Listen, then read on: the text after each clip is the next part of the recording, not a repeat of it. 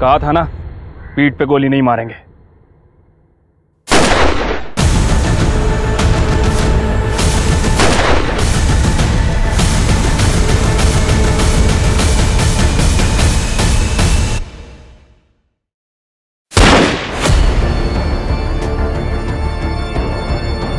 नमस्कार, मैं Ashutosh Rana crime petrol सतर्क के नए अध्याय शातिर क्रिमिनल्स में आप सभी का हार्दिक स्वागत करता हूं। इस श्रृंखला में हम ऐसे कुख्यात अपराधियों की बात करेंगे जिनके दिमाग के काम करने का तरीका देखकर आपकी रूह तक कांप जाएगी कि इंसानी दिमाग किस तरह से आपको अचंभित करने की क्षमता रखता है। पावर इस दुनिया का सबसे बड़ा नशा है, लेकिन क्या पावर किसी का सगा होता है? जवाब है नहीं। और इसका सबसे बड़ा उदाहरण है भस्मासुर। आप सभी जानते हैं कि भस्मासुर यदि किसी के सर पर हाथ रख देता था तो वो भस्म हो जाता था। हुआ क्या? एक दिन उसके ही पावर ने उसे ही भस्म कर दिया।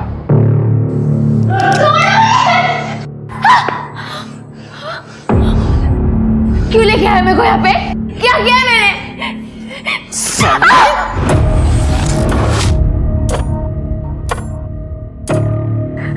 तेरे को बोली थी ना मैं, मेरे बेटे से लगन लगा ले, लेकिन तेरे को तो बहुत चर्बी चढ़ी है ना। क्या बोली मेरे को कि तेरा बेटा हैवान है, मैं उसके साथ शादी नहीं करेगी। हैवान दिखता है तेरे को ये? हाँ, सुन, इसको अंदर ले जा, ऐसे मजे करना इसके साथ। उसके बाद मैं काम पे रख लेगी इसको झाड़ू पोछे के लिए। नहीं, छोड़ो मुझे, छोड़ो मुझे, नहीं। चल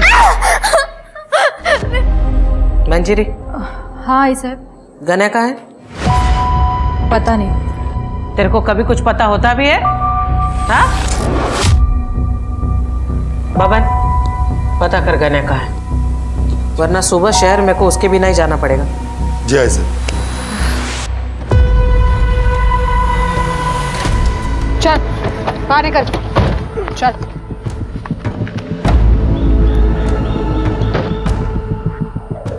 यहाँ पे क्यों लाए मेरे को? गलती हो गई गणेश जी, माफ कर दो। अभी तुम आजाद हो, भागो। मला माहिती है, जैसे ही मैं भागना शुरू करूंगा तुम लोग मुझे पीठ पर गोली मारो। हमारे हाथ में हथियार दिख रहे हैं? दिख रहे हैं क्या? पीठ पे गोली नहीं मारते हम लोग। अब विचार बदले, उसके पहले निकल निकल।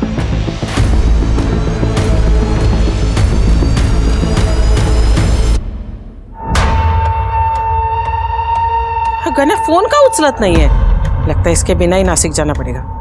बबन चल।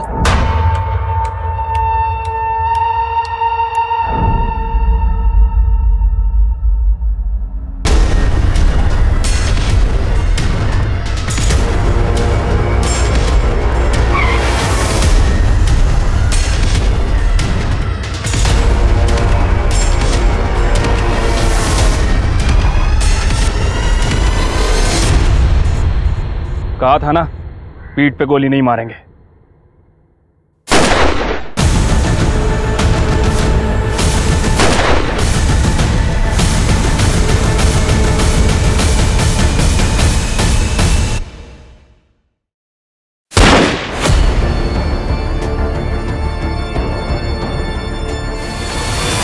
One down. लोकल पुलिस को बता दो कि एनकाउंटर हो गया है। सर। चल चल चल, अंगूठा लगा। मैं इस कागज पे अंगूठा नहीं लगाऊंगा। क्या? अंगूठा नहीं लगाएगा? नहीं लगाऊंगा। अंगूठा नहीं लगाएगा? चल चल, अंगूठा लगा। है गे? पूरे हैं? हाँ चेक किया मैंने। चलो, कुछ तो अच्छा काम किया मेरे नवरे ने। ए, लाओ ना रे अंगूठा, काय को मेरे इतना टाइम खोटी कर रहा है?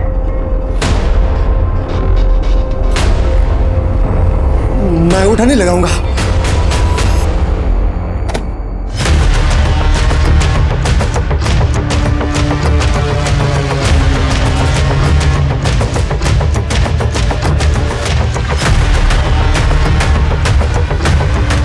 मैं अंगूठा नहीं लगाऊंगा। अरे जब मैं अंगूठा नहीं लगाऊंगा, मैं अंगूठा नहीं लगाऊंगा, मैं अंगूठा नहीं लगाऊंगा, मैं अंगूठा नहीं लगाऊंगा।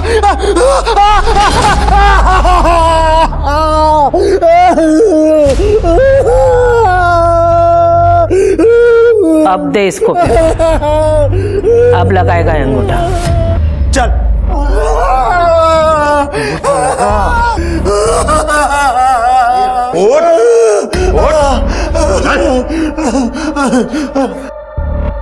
ए, चल बाहर आ। जी आई साहब।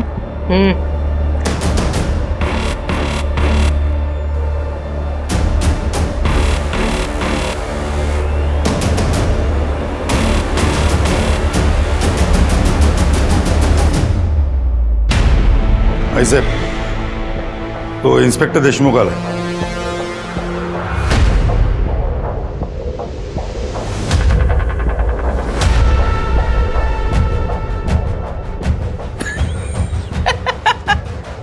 क्या रे, थोबड़ा क्यों लटका हुआ है? बायको ने मारा? तोड़वा याचं. आई साहब, वो गणेश, उसका एनकाउंटर हुआ है.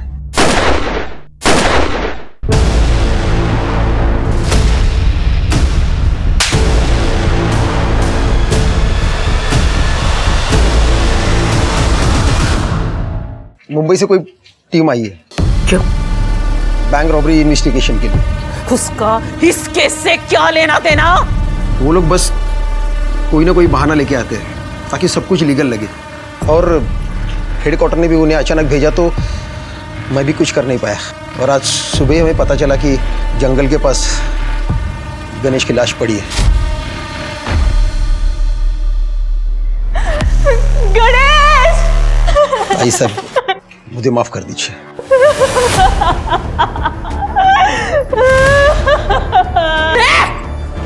बंद कर तेरा रोना धोना.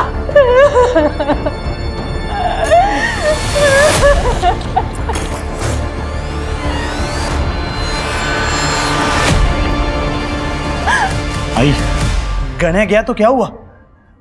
मैं हूं ना, मैं उसकी जगह संभालूंगा.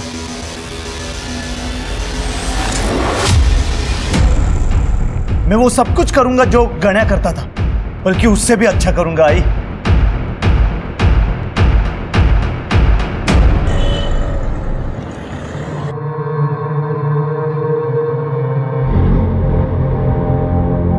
मेरा गण्या चला गया. पक्का पक्का किसी ने उसकी पुलिस को चुगली की है. ए, इकड़े. मैंने तेरे को पूछा था ना कल, गण्या किधर है? आई साहब, आपको पता है ना, वो मुझे कभी बता के नहीं जाता था. बाइक को है ना त्याची तो. तेरा पति किधर जाता है, क्या करता है, ये सब पता लगाना तेरी जिम्मेदारी थी ना. हाँ बाबान, पता लगा उस गद्दार का.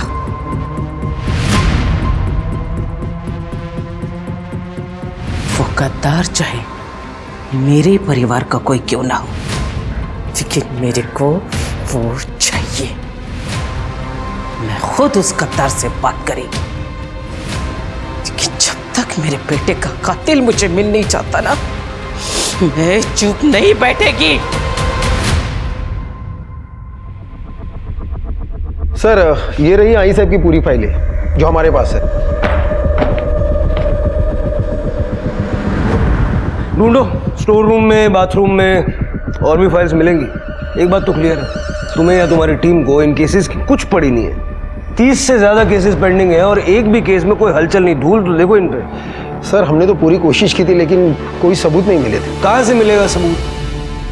सबके सब आई साहब के साथ मिले हुए हैं. सर, आप गलत इल्जाम लगा रहे हैं. तुम्हारे लोगों का पूरा कच्चा चिट्ठा है मेरे पास. कौन कितने पानी में है सब जानता हूं मैं. देखिए सर, यहाँ रहना तो उनके हिसाब से रहना पड़ता है. आपको शायद मालूम नहीं सर, वो कितनी खतरनाक औरत है. कुछ साल पहले कांस्टेबल ने प्रकाश को ड्रिंक एंड ड्राइव केस पे पकड़ा था.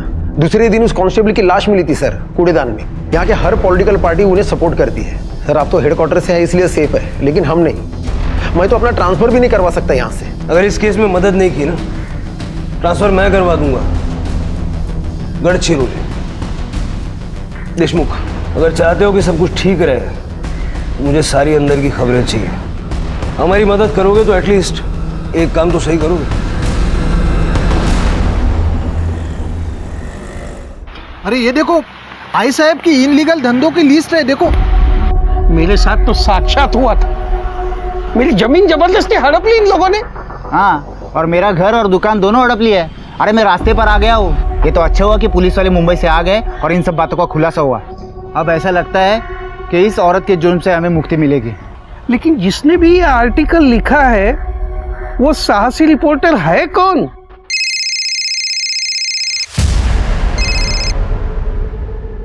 हाँ बोला साटम साहब। बहुत अच्छा आर्टिकल लिखा है जादव। अब जैसे जैसे तो आर्टिकल लिखेगा वैसे वैसे तेरे अकाउंट में पैसे भेज दिए जाएंगे। Thank you.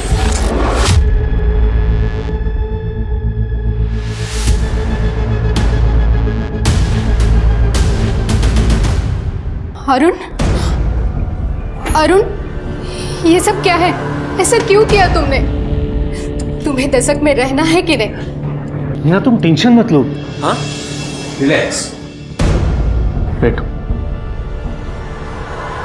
देखो मीना, ज्यादा टेंशन तुम्हारी सेहत के लिए, हमारे बच्चे के लिए अच्छा नहीं है। मुंबई से जो टीम आई है ना, वो आई साहेब को सबक सिखाने के लिए आई है। गणेश का काम तो हो गया, अब बाकी लोगों की बारी है। इसीलिए तो मैंने आर्टिकल लिखा है। तुम्हें क्या लगता है आई साहब ये सब सुन के लेगी? हाँ, और फिर भी तुमने साटम से भी डील कर ली। मीना मुझे पता है, बहुत जल्द हमारा बच्चा इस दुनिया में आने वाला है। उसका खाना, दवाइयाँ, मेडिकल, स्कूल, सबका खर्चा होने वाला है। ये सब मैं उसी के लिए कर रहा हूँ। सब कुछ ठीक होगा। भगवान करे ऐसा ही हो।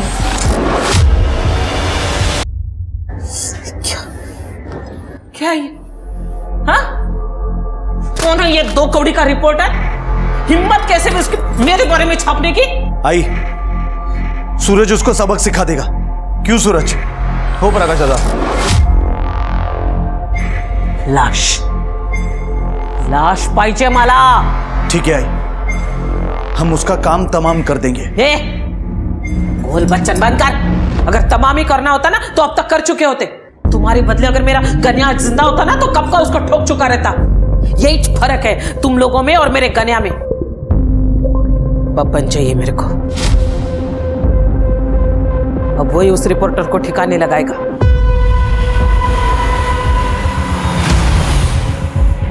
चल बारह, चल चल चल भाग। मुझे पता है।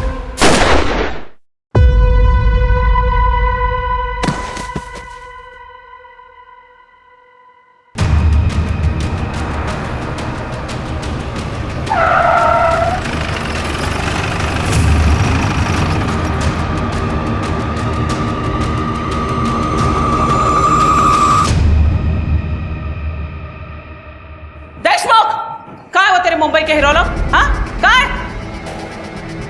ए हीरो, फाइल में क्या ढूंढ रहा है रे? ये देख, इधर खड़ी है मैं तेरे सामने। सबकी आई साहब इधर खड़ी है। हिम्मत है ना तो ठोक, अब भी ठोक। और ये देख, पूरा परिवार लेकर आई मैं। ये प्रकाश, सूरज, मेरा पति, उसका भाई विट्ठल, पूरे परिवार को लेकर आई ताकि तू छुप छुप कर किसी को मार ना सके।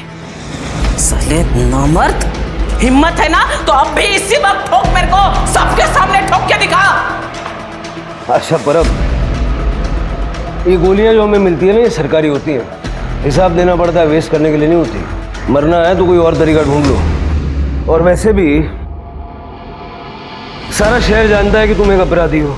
अगर मैं अपराधी है तो मारना मेरे को। अबे काय को कायर बन रहा है तू? एक बात याद रख, अगर मेरे घर के किसी भी सदस्य को तूने हाथ भी लगाया ना तो यह साला सारा दशक जल उठेगा और हर एक की मौत का जिम्मेदार तू खुद होगा। अगर तू चाहता है ना कि ये सब ना हो तो अपना बोरा बिस्तर बांध और निकल मुंबई। और हाँ, रास्ते में अगर तेरे को कुछ दारू, मटन, चखना कुछ भी चाहिए होगा ना तो मेरे घर से उठा लेना। मैं शराब नहीं पीता और शुद्ध शाकाहारी।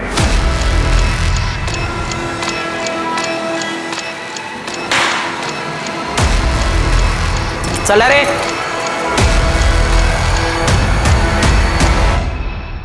एनकाउंटर स्पेशलिस्ट अपमान के बाद चुप नहीं बैठने वाले थे और नतीजा यह हुआ कि आई साहब के 2 और वफादारों की बलि चढ़ गई। जहां आई साहब इस बात से आग बबूला थी, वहीं उसके हाथ भी बंधे हुए थे। वो बहुत अच्छे से जानती थी कि मुंबई से आए हुए ऑफिसर्स को अगर कुछ भी हुआ तो इसका अंजाम बहुत बुरा होगा।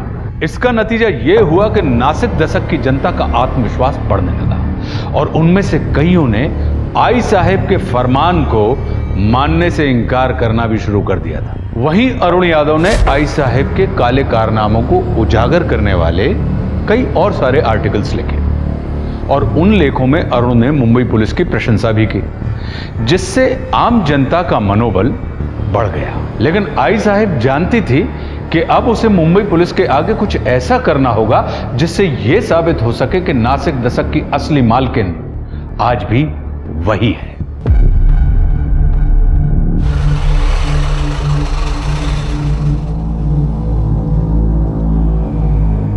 तुम चेकअप करके सीधा घर चली जाना, मैं आते हुए सब्जी लेकर आऊंगा। आते वक्त आम का अचार भी लाना, खाने का बड़ा मन कर रहा है। सगळं काही आणतो बायको। Bye bye.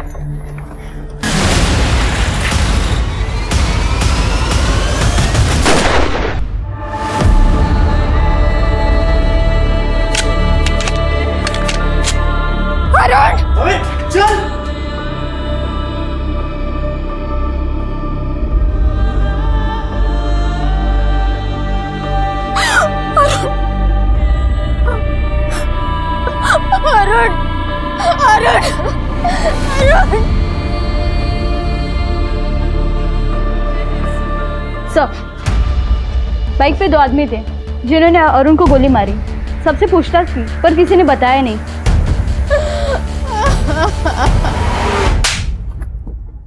ये काम ढंग से नहीं होता तुम लोगों से। आई साहब मेरी गन नहीं अटकती ना तो मैं माँ कसम उसको भी ठोक देता। अब पूछो प्रकाश बाबू से। प्रकाश बाबू बोला ना वो। ये देख रहा है, ये कभी नहीं अटकता। साहेब नाही, आई साहेब नाही नाही, आई साहेब नाही, प्लीज मला एक चान्स द्या, मी करून दाखवतो तुम्हाला, प्लीज आई साहेब नाही नाही एक। अगर तू मेरा भतीजा नहीं होता ना तो अब तक तेरी उंगलियां उड़ चुकी होती।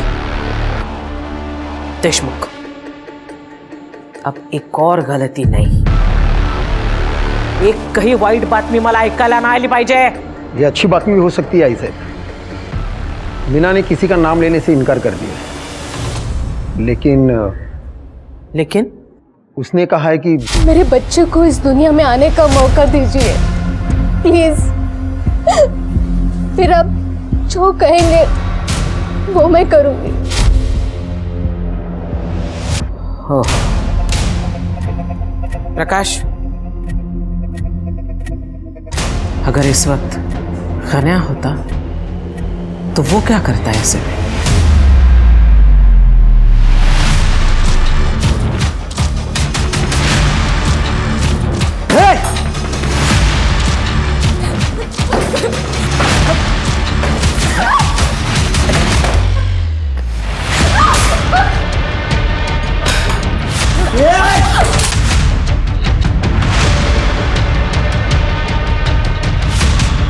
मत करो, मैंने पुलिस को कुछ नहीं बताया। पता है मुझे, लेकिन ये ट्रेलर था ताकि बच्चा होने के बाद भी तू किसी के सामने अपना मुंह ना खोले, वरना उसके बाद क्या होगा है समझाला तो होशियार है।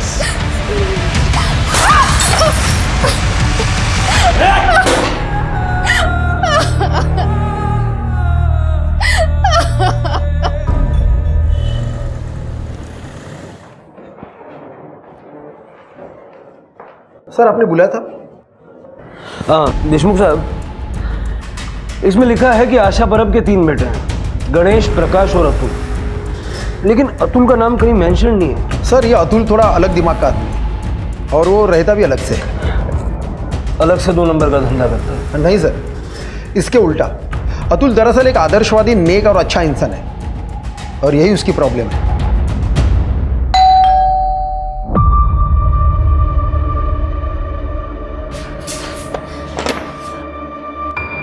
मैम आप आइए ना। अतुल, मुझे तुम्हारी मदद चाहिए। हाँ मैम आइए ना, आप बैठे। मैम आप रो क्यों रहे हो मैम? तुम्हारे परिवार ने मेरे अरुण को मेरी आंखों के सामने मार डाला। किस्मत से मैं बच गई। शायद भगवान चाहते थे कि मैं मेरे बच्चे को जन्म दे सकूं, पर तुम्हारे भाई ने मुझे और मेरे बच्चे को मारने की धमकी दी है। मैम आप मुझे बताएं मैं क्या कर सकता हूँ? मुझे और मेरे बच्चे को अपने परिवार से बचाओ। आप जानते हैं कि मैंने अपने परिवार से सारे रिश्ते नाते तोड़ दिए हैं और यहाँ पर अकेला भी रहता हूँ। आपको और कुछ चाहिए तो मैं आपकी मदद कर सकता हूँ। ठीक है।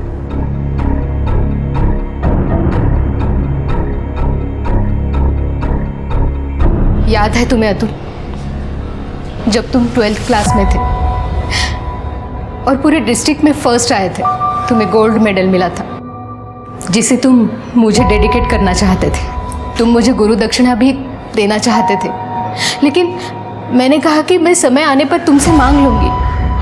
हाँ मुझे याद है। अब वो समय आ गया है अतुल। मुझे और मेरे बच्चे को अपने परिवार से बचा लो अतुल। यही मेरी गुरु दक्षिणा है।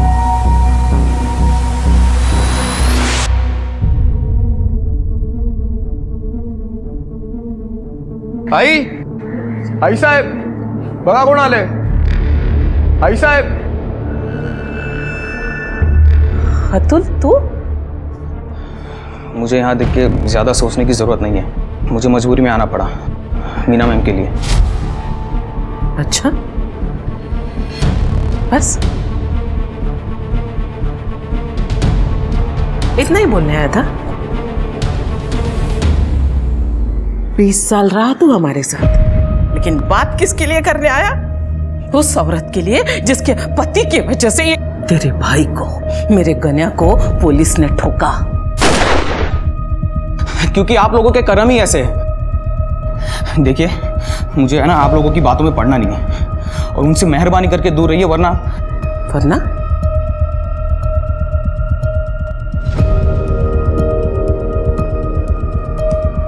वरना क्या हमको खत्म करेगा? वो तो आप लोगों का काम है, वरना मैं खुद उनका ख्याल रखूंगा जैसे लक्ष्मण ने सीता का रखा था। और अब मैं देखूंगा कि उनको कौन हाथ लगाता है।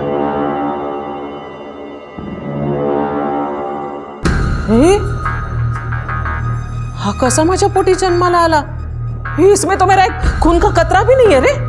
तुम चार गेलाय तो इसीलिए ना वो तुम्हारी तरह नपुंसक निकला।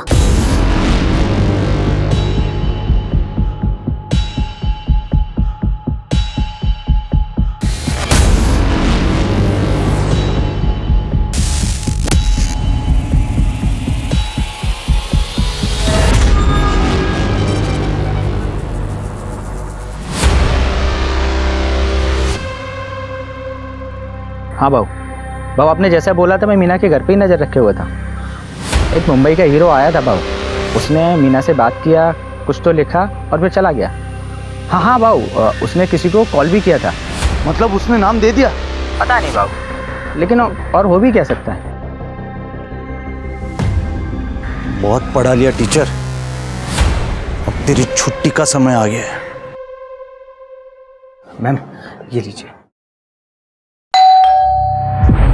मैं देखती। मैम आप आराम कीजिए, मैं देखता हूँ। अगर कोई मारने भी आएगा तो मुझे नहीं मारेगा। आप बैठिए।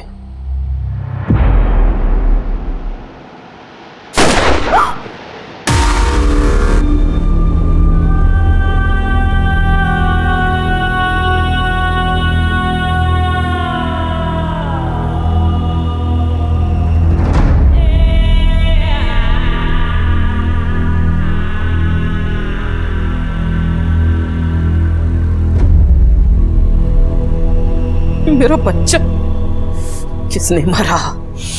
किसने मारा उसको? हाँ? तूने मारा? बोलो, तूने मारा उसको? तू वो मीना को रास्ते से हटाना चाह रहा था कि खुद को तू बचा सके, इसलिए तूने मारा ना? बोल, तूने मारा ना? नहीं आई साहब, मी नहीं मारला, आई शपथ। अपनी माँ की कसम मत खा, मर गई तेरी माँ। साला कौन करता रे? किसने तेरे तू बोल, सच बोल, तूने मारा? तूने मारा ना उसको? आई, मैं अतुल को नुकसान कैसे पहुंचा सकता हूँ आई? अरे तो किसने मारा? किसने मारा?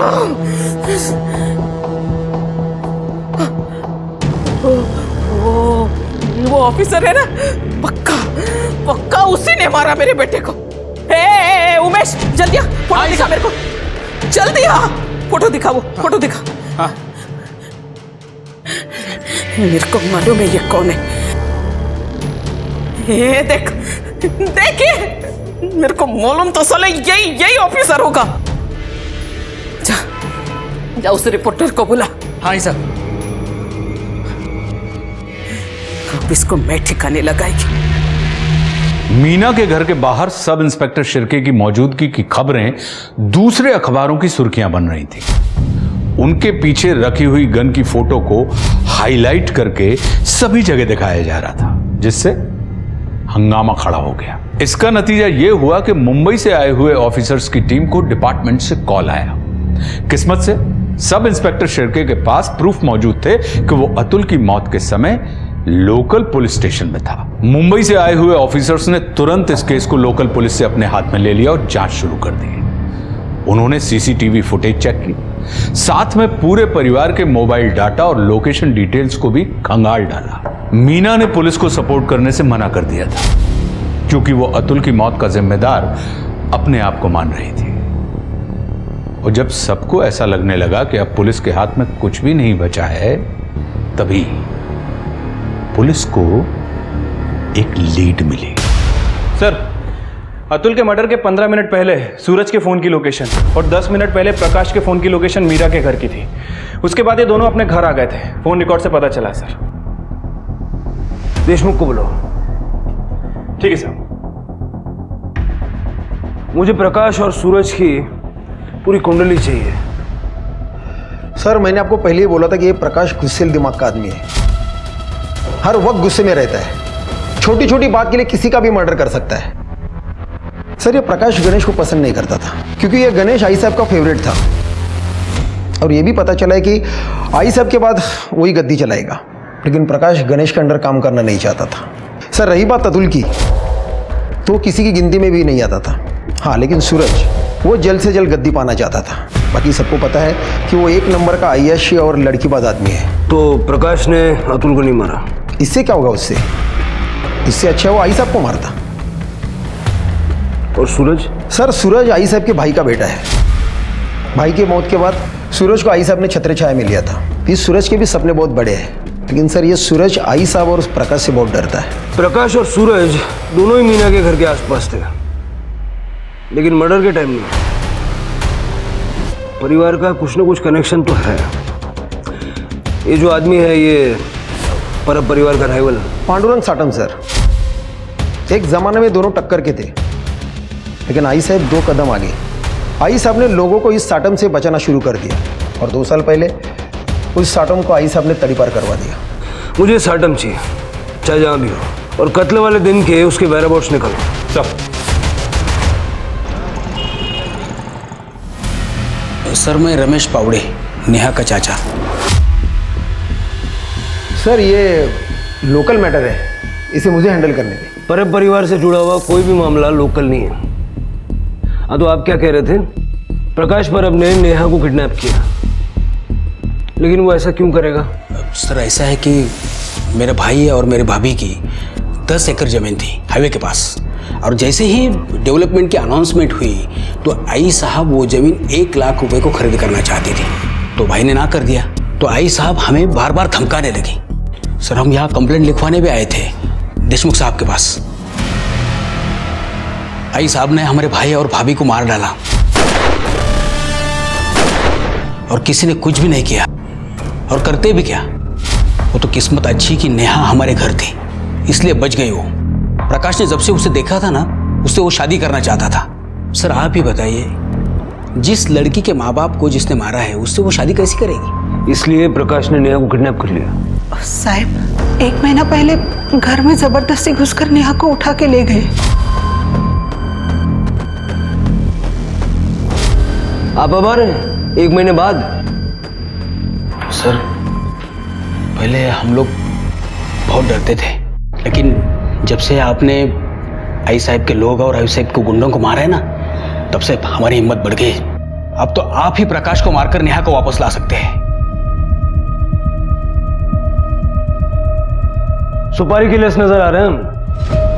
ये पुलिस स्टेशन में आप लोग सुपारी देने के लिए आए हैं? नहीं सर, माफ कर दो सर। साहब अगर कोई नेहा को बचा सकता है तो आप ही हैं। तृप्ति, इनकी सारी डिटेल्स ले लो। Yes sir. नेहा पावड़े, सोचने दो मेरे को। नेहा पावड़े नहीं, मैं ऐसा कोई नाम भी नहीं सुना मैंने, और मेरे घर में होने का तो सवाल ही नहीं उठता। मेरा पक्या क्यों उसको जबरदस्ती उठा के लाएगा? मेरे पक्या के आगे तो 100 लड़कियां ऐसे बिछ जाती हैं। तरस आता है मुझे ऐसी लड़कियों पे। नेहा के चाचा ने FIR किया, आपके घर की तलाशी लेनी होगी। पूरा घर चेक कर लो अच्छे से। एक मिनट, वारंट है? नहीं ना? क्या है ना इंस्पेक्टर साहब, थोड़ा बहुत कानून मैं भी जानती हूँ। माहिती ठेवा भी लगते हो, और अच्छा नहीं लगे ना मेरे पंटर लोग जो है ना मुंबई की हीरो को ऐसे कॉलर से पकड़ के ऐसे फेंक देंगे तो बेइज्जती होगी तुम लोगों की। अच्छा तो नहीं लगे।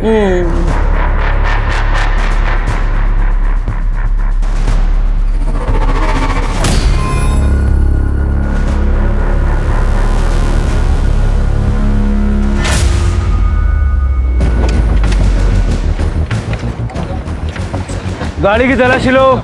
क्यों? अबे शराब है तुम्हारी गाड़ी में। मैं कोई ऐसे वैसे काम नहीं करता। अच्छा आओ देखते हैं। आइए देखिए, देखा कोई शराब वराब नहीं है। तो कहाँ है? नजर नहीं आ रही क्या? बिल्कुल नहीं। अरे हटो, ये क्या कर रहे हो? अरे ये क्या दिख रही है शराब? ये सही नहीं कर रहे इंस्पेक्टर। फोटो खींच। अरे ये क्या कर रहे हो? अरे खींच गाड़ी का नंबर, मुद्दा माल, इसको अरेस्ट करो और इसके घर का सर्च वारंट निकालो। ये सही नहीं है इंस्पेक्टर।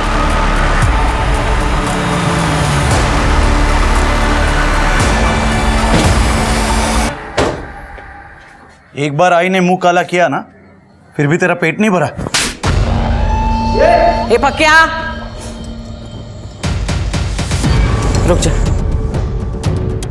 अगर इन लोगों ने दोबारा यहाँ आने की हिम्मत की है, इसका मतलब ये पक्का वारंट लेकर आए।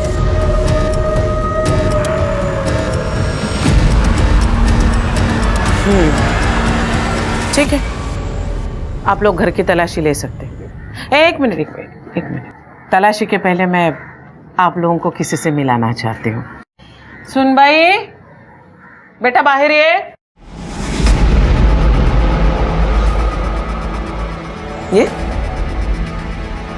देखिए, ये है हमारी सुनबाई, पक्या की बाई को, नेहा परब। 1 मिनट इनसे बात कर सकते?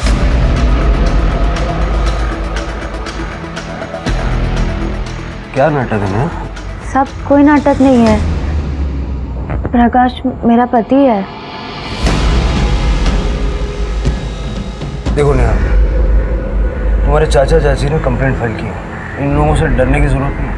साहब मैं नहीं जानती कि चाचा जी ने आपसे क्या कहा, क्यों कहा। मैं बस ये जानती हूँ कि मैं अपनी मर्जी से प्रकाश से लगन की। देखो नेहा साहब, बच्ची इतना बोल रही है तो मान लीजिए ना, विश्वास कर लीजिए। पक्या, फोटो देखो।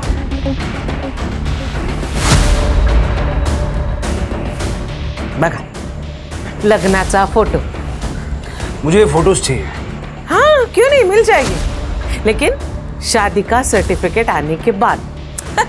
मैं तो कहती हूँ सर, आप अगर 1 महीना पहले आ जाते ना हमारे दशक में, तो शादी में भी शामिल हो पाते, साक्षी बन जाते आप शादी की। फोन दीजिए।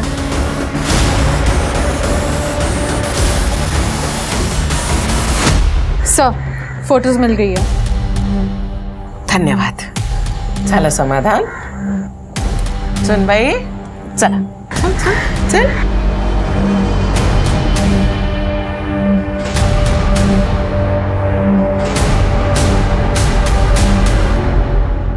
पावड़े दंपति को ढूंढो। अगर नेहा का ये हाल है तो हो सकता है कि प्रकाश या आई साहब ने उनको किडनैप किया। Yes sir. मुझे ये नहीं समझ आ रहा है कि नेहा ने ऐसा क्यों कहा कि वो अपनी मर्जी से शादी करके वहां रहती है। और उस फोटो वाले पंडित को भी ढूंढो।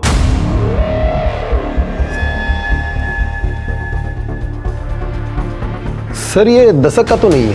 ये केस के लिए बहुत इंपॉर्टेंट है, इसको ढूंढना होगा। ये फोटोग्राफ मुझे भी सेंड करो सर, मैं भी ढूंढता हूँ। सर, परब परिवार के फोन लोकेशंस चेक करने के दौरान एक इंपॉर्टेंट इन्फॉर्मेशन हाथ लगी है।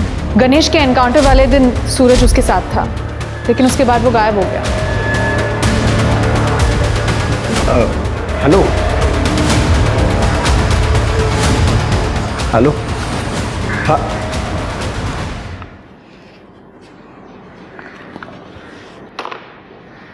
बिना डायल किए बात कर रहे थे। तृप्ति ने जो कहा तुमने सुना ना? अब बात करते हैं।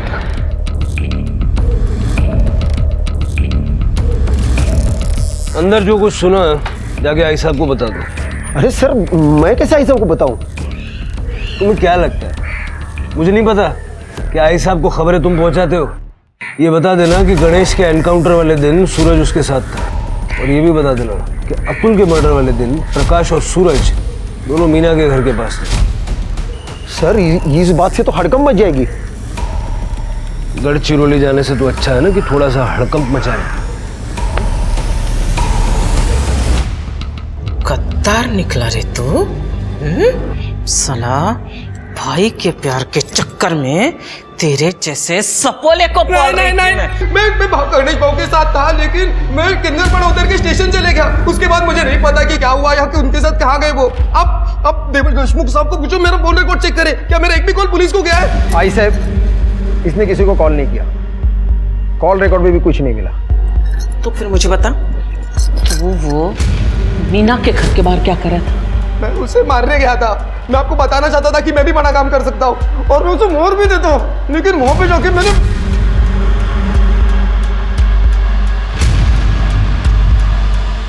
अतुल भाव को देखा। राई शपथ में वहां से निकल गया उसके बाद। आई ये सच कह रहा है।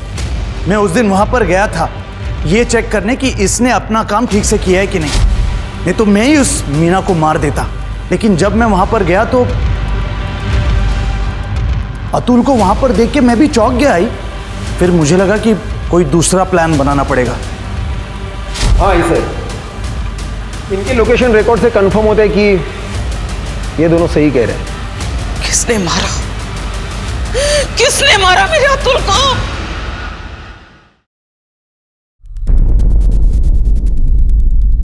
मैं पांडुरंग साटम।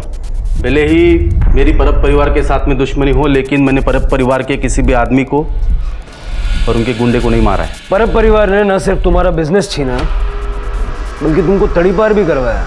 इसीलिए मैं उनका बिजनेस धंधा डुबाना चाहता हूँ।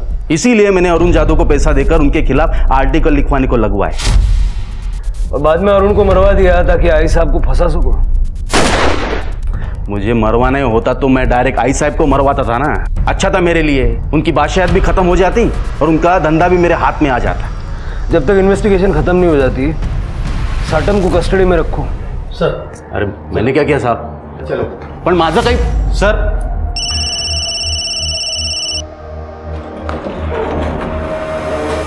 सर पावड़े फैमिली मिसिंग है। जैसा मैंने सोचा था, हमारी पहली और दूसरी विजिट के बीच में ये शादी हुई है, 2 दिन में। सर पंडित का पता चल गया है, वो कल गांव आने वाला है। तो कल चला जाए फिर पंडित जी का आशीर्वाद लेने। हो साहिब, मैंने ही 1 महीने पहले इन दोनों का लगन करवाया था। पक्का? हाँ साहिब, परब परिवार को कौन नहीं जानता है, इसलिए मुझे अच्छे से याद है। बात तो आपकी सही है, और आप ठहरे भगवान के आदमी झूठ थोड़ी बोलेंगे। साहिब चलिए घर छोड़ देता हूँ आपको।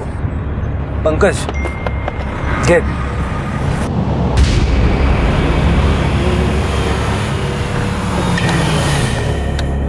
चलो गाड़ी यहाँ क्यों रुकी साहब? ऐसा है पंडित जी, हम तो आपको यहीं छोड़ेंगे। वो यहाँ से आगे की जो यात्रा है ना, वो आपको अकेले करनी पड़ेगी। अब एक काम कीजिए, आप जाइए। चलो चलो चलो फटाफट चलो, इतना टाइम नहीं है पंडित जी। चलो चलो फटाफट चलो चलो। मुझे माफ कर दीजिए साहब, मैंने कुछ नहीं किया साहब, मैंने तो अपनी जान बचाने के लिए झूठ बोला था साहब, मुझे माफ कर दीजिए साहब। नेहा को लेकर जा रहे? कहाँ? क्यों? पुलिस स्टेशन ले जा रहा हूँ सवाल जवाब करने। उसको जो कुछ भी पूछना है ना, इधर मेरे सामने पूछेगा। देखो आई साहब, अगर आपने मुझे उसे ले जाने नहीं दिया तो मुंबई के पुलिस कोर्ट का ऑर्डर लेके आएंगे, और वैसे भी उन्हें मुझ पर शक है कि मैं आपके लिए काम करता हूँ, आपका आदमी हूँ, इसलिए जैसा मैं कहता हूँ वैसे कर दीजिए। ठीक है, 1 घंटे के अंदर लड़की मेरे को यहाँ चाहिए। इसे नीचे उतारो। क्यों? उतरो। अरे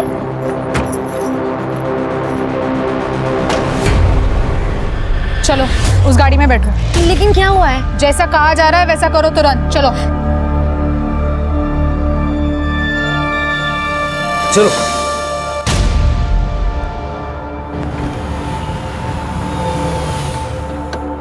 चलो बाहर निकलो। उतरो।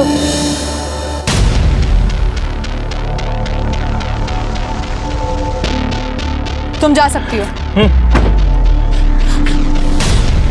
नहीं नहीं, आप लोग मुझे मार दोगे ना? साहब आई एम सॉरी, मुझसे गलती हो गई। वो लोग ने मेरे को मजबूर किया था झूठ बोलने के।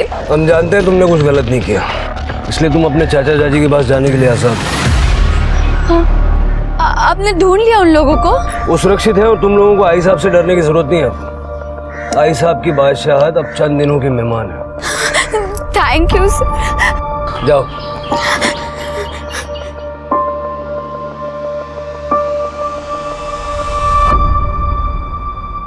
नेहा ने हमें सब कुछ बता दिया, लेकिन हम तुम्हारे मुंह से सुनना चाहते हैं। क्या हुआ था गणेश के एनकाउंटर के अगले दिन? प्रकाश को हमारे बारे में तुमने बताया, और गणेश के बारे में हमें भी तुम ही ने बताया। कैसे कर लेते हो ये बैलेंसिंग एक्ट? हाँ सर, उस दिन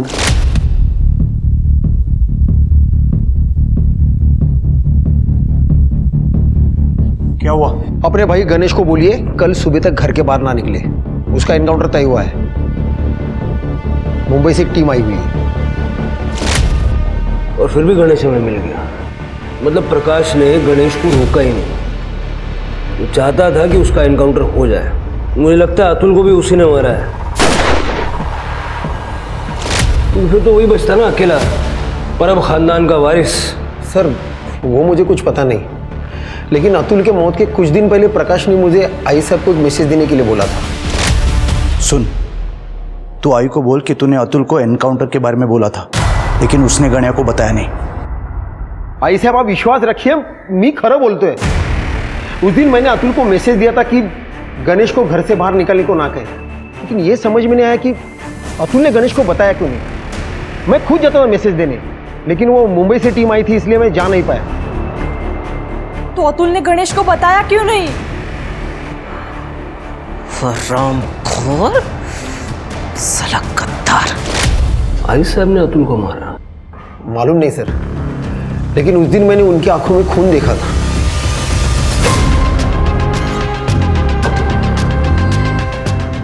उसके मोबाइल का लोकेशन तो ये बता रहा है कि वो पूरा टाइम घर पे थी।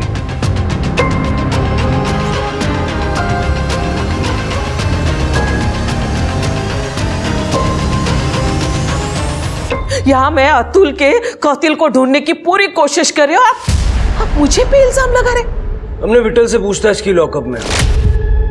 अतुल के कत्ल के समय मीना के घर में वो था।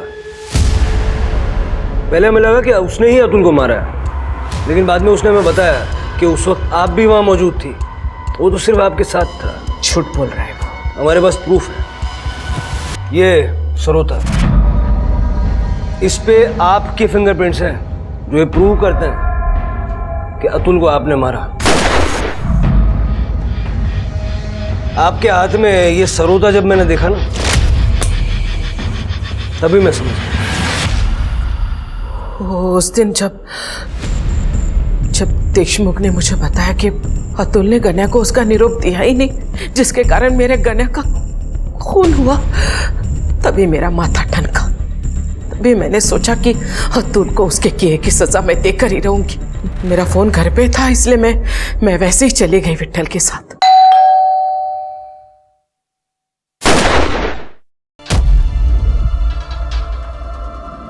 चल चल जल्दी। अरे संभाल संभाल, चल जल्दी। शायद ये अड़किता उसी वक्त मेरे हाथ से गिर गया होगा, लेकिन मुझे लगा कि शायद ये बात पुलिस के नजर में नहीं आया, इसलिए मैंने राहत की सांस ली और ये नया अड़किता लेकर आ गई। बात तो आपकी सही है। जब हमने अरुण का घर सर्च किया तो हमें कुछ नहीं मिला। बाद में हमें फोटो में ये सरोता दिखा, तो हमने उसे ढूंढ लिया।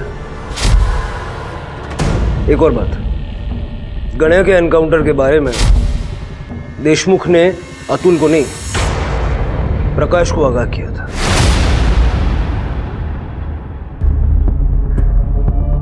क्या? कहाँ है प्रकाश? मुझे पता है वो प्रकाश कहाँ है। मेरे बेटे को मार डाला उसने, मेरे बेगुनाह अतुल को मार डाला। किए की सजा तो हर किसी को मिलेगी। चलिए लेके जाओ इसको साहब, लेके जाओ इसको बाहर मत निकलने देना, फांसी दो इसको, फांसी। जैसी करनी वैसी भरनी। आशा परब उर्फ आई साहब की जिंदगी इस कहावत की सत्यता को सिद्ध करती है। आई साहब ने छिपने की जो जगह पुलिस को बताई थी, प्रकाश उन्हें वहीं मिला। पुलिस ने प्रकाश पर आईपीसी की धारा 367 और 375 के तहत नेहा की किडनैपिंग और रेप का चार्ज लगाया और आईपीसी की धारा 302 के तहत नेहा के मां बाप के मर्डर के साथ साथ अरुण के मर्डर का भी चार्ज लगा दिया। हम अक्सर ये भूल जाते हैं कि पावर अपने साथ साथ जिम्मेदारियां भी लाता है। पावर का सही इस्तेमाल करना बहुत जरूरी है, इसलिए अपने फैसले सोच समझ कर लीजिए, क्योंकि आपके फैसलों में दुनिया बदलने की ताकत है और यही आपका असली पावर है। अब मैं आशुतोष राणा विदा लेता हूं आपसे। हम फिर मिलेंगे एक ऐसी ही कहानी के साथ जो आपको रखेगी सतर्क और जिंदगी को सुरक्षित। तब तक अपना और अपनों का ख्याल रखिए और देखते रहिए क्राइम पेट्रोल सतर्क। जय हिंद।